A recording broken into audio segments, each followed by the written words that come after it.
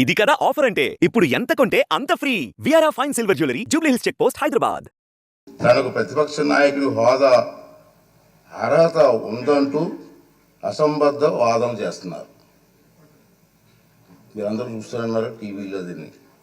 కానీ ఆ లేఖలో ఎలాంటి ప్రత్యేక అభ్యర్థన లేదన్న విషయాన్ని మీరందరూ గమనించాలి. ఈ లేఖ రాసిన కొద్ది రోజుల తర్వాత జగన్మోహన్ రెడ్డి గారు ఆంధ్రప్రదేశ్ హైకోర్టుని ఆశ్రయించారు. హైకోర్టు కూడా వెళ్ళారు. విచిత్రం ఏమిటంటే తనకు ప్రతిపక్ష నాయకుడిగా ప్రకటించవలసిందిగా శాసనసభ కార్యదర్శిని, స్పీకర్ కార్యదర్శిని ఆదేశించాలని ఆ రిట్ పిటిషన్లో విజ్ఞప్తి చేశారు. జగన్మోహన్ రెడ్డి గారు పిటిషన్ ఇంకా విచారణ అర్హత కలిగి ఉన్నదో లేదో అని నిర్ధారించే దశలోనే ఉంది. ఇంకా రిట్ పిటిషన్ వేసే అర్హత ఉందా లేదా మీకు అని చెప్పి ఆ దశలోనే ఇంకా ఉంది.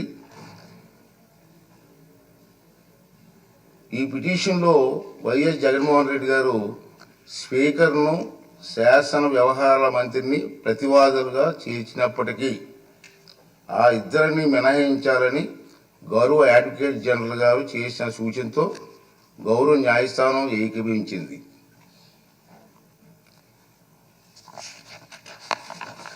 ఈ న్యాయ ప్రక్రియ కొలిక్కి వచ్చే వరకు వేచి చూద్దాం అనుకున్నాను. నేను ఇక కోర్టులో పెండింగ్ ఉంది, పెండింగ్ చూద్దాం అని చెప్పి అనుకున్నాను. కానీ ఇటీవల కాలంలో ఈ అంశంపై జగన్మోహన్ రెడ్డి గారు ఇంకా వారి పార్టీ నాయకులు చేస్తున్నటువంటి పలు వ్యాఖ్యలు నా దృష్టికి వచ్చి మీరు కూడా టీవీలో చూస్తూనే ఉన్నారు. గౌరవ హైకోర్టు స్పీకర్కు సమన్లు జారీ చేసిందని, ఉత్తర్వులు జారీ చేయాలని స్పీకర్ను ఆదేశించిందని జగన్మోహన్ రెడ్డి చేస్తున్న వార్తలు వచ్చాయి. నిజానికి ఈనాటి వరకు హైకోర్టు జగన్మోహన్ రెడ్డి చేసినటువంటి పిటిషన్ విచారణ అర్హత ఉందో లేదో నిర్ధారణ ఇంకా జరగలేదు. వైఎస్ జగన్మోహన్ రెడ్డి గారు ఈ రకమైనటువంటి తప్పుడు ప్రచారం చేయడంలో ఆశ్చర్యపడవలసిన పని ఏమీ లేదని నేను అనుకుంటున్నాను. ఇంకేంటంటే 24/6/2024 తేదీ లేఖలో రాసినటువంటి నిరాధార ఆరోపణల ఆధారంగానే ఈ తప్పుడు ప్రచారం సాగించారు.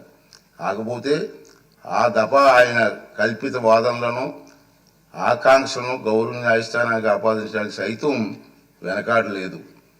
దురదృష్టవశాత్తు ఇదే ఆయన సహజ శైలి, మనందరికీ తెలుసు. జగన్మోహన్ రెడ్డి గౌరవ న్యాయస్థానానికి ఆపాదిస్తూ ప్రచారం చేస్తున్న అవాకులు చవాకులు, అసత్యాలు గందరగోళానికి దారి తీస్తున్నాయి. కనుక ఈ రూలింగ్ ద్వారా తప్పుడు ప్రచారానికి తెరదించాలని చెప్పి నేను నిర్ణయించుకున్నాను. అదండి నేను చెప్తాను. ఇది నా రూలింగ్ సార్. ఇది ఈ రూలింగ్లు ఎన్నో వస్తాయి. వినండి, లాస్ట్ వరకు ఉంటే ప్రమాణ స్వీకార కార్యక్రమం చిరకాల సాంప్రదాయాలను అనుసరించే నిర్వహించారు. జగన్మోహన్ రెడ్డిని మాజీ ముఖ్యమంత్రి హోదాలో ప్రస్తుత మంత్రుల తర్వాత శాసనసభ్యునిగా ప్రమాణం చేయడానికి ఆహ్వానించారు. గతంలో 11/1/1995 నాడు అప్పుడు ఆంధ్రప్రదేశ్ శాసనసభ కూడా అప్పటి మాజీ ముఖ్యమంత్రిని మంత్రుల తర్వాతే ప్రమాణం చేయడానికి ఆహ్వానించిన సంగతి మీకు గుర్తు చేస్తున్నాను. అదేవిధంగా ఆంధ్రప్రదేశ్ 16వ శాసనసభ సభ్యుల ప్రమాణ స్వీకార కార్యక్రమంలో 21/6/2024 జరిగింది. కానీ స్పీకర్ ఎన్నిక మరణాడు అంటే 22/6/2024 నాడు జరిగింది. ప్రతిపక్ష నాయకుడిగా గుర్తింపు ఇవ్వగలిగితే అధికారం కేవలం స్పీకర్కి మాత్రమే ఉంటుంది. అందుకే సభ్యుల ప్రమాణ స్వీకార కార్యక్రమం జగన్మోహన్ రెడ్డికి ప్రతిపక్ష హోదా నిరాకరించడానికి సూచించిన అన్న వాదన సరికాదు. నిజానికి జగన్మోహన్ రెడ్డి వైఎస్ఆర్సీ శాసనసభాపక్ష నాయకుడిగా ఎన్నికైనట్టు 26/6/2024 వరకు మా సచివాలయానికి తెలపలేదు. నెంబర్ 1. అలాంటప్పుడు జూన్ 26 కంటే ముందు అందున స్పీకర్ ఎన్నిక జరగకముందు ప్రతిపక్ష నాయకుడి హోదా గురించి నిర్ణయం తీసుకోవడం సాధ్యమా? ఇది ఒకటి గమనించవలసిన అవసరం ఉంది.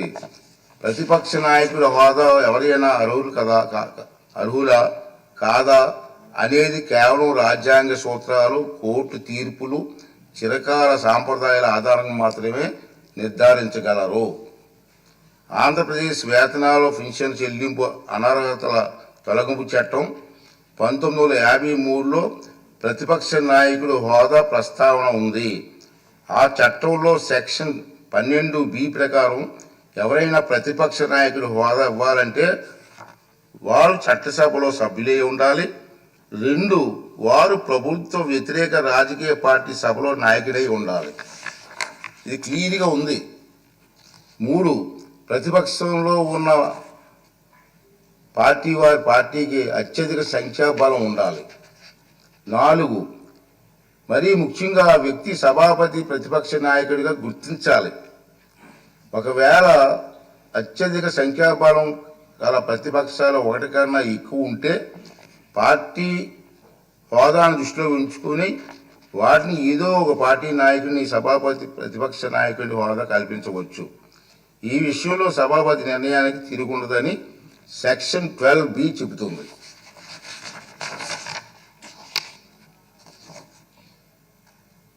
అదే సభ సమావేశంలో కావడానికి అవసరమైన క్వారం కనీసం సమానంగా ఉంటే సభలో మొత్తం సభ్యుల్లో 10ంట ఒక వంతు సంఖ్యాబలం తప్పక కలిగి ఉండాలి.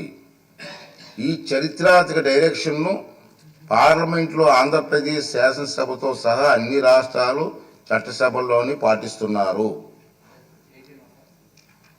గతంలో ఆంధ్రప్రదేశ్ శాసనసభ స్పీకర్ కూడా ఇలాంటి డైరెక్షన్ నెంబర్ 56 జారీ చేశారు.